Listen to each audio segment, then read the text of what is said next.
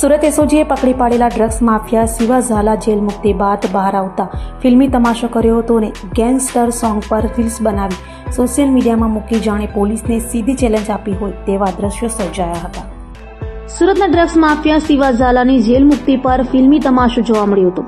ફટાકડા ફોડી લક્ઝરી કારમાં ગેંગસ્ટર સોંગ સાથે સોશિયલ મીડિયા પર વિડીયો મૂક્યો હતો અને ડોન એટલે ડોનનું કેપ્શન માર્યું હતું. કુખ્યાત ડ્રગ્સ માફિયા શિવા ઝાલા 5 મહિનાની જેલની સજા કાપીને બહાર આવ્યો હોય ઇન્સ્ટાગ્રામ પર વિડીયો વાયરલ કરીને શિવા ઝાલાએ સુરત પોલીસને ખુલ્લી ચેલેન્જ આપી હોવાની ચર્ચા જોવા મળી હતી. તો ગળામાં મોટી સોનાની ચેન, સાગીરતોના ખભા પર સવારી અને ડોન એટલે ડોન જેવા કેપ્શન સાથે પોસ્ટર કરતા હાલ તો સુરત પોલીસ હવે આ ડ્રગ્સ માફિયા શિવા ઝાલા સામે કેવા પગલાં લેશે તે જોવું રહ્યું.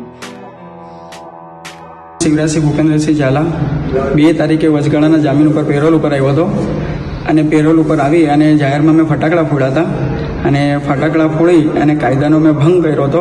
હું જે ભંગ કર્યો હતો એની માફી માંગુ છું અને કોઈ આજ પછી આવું કોઈ કામ કરશો નહીં કે કાયદાનું કોઈને ભંગ કરવું પડે.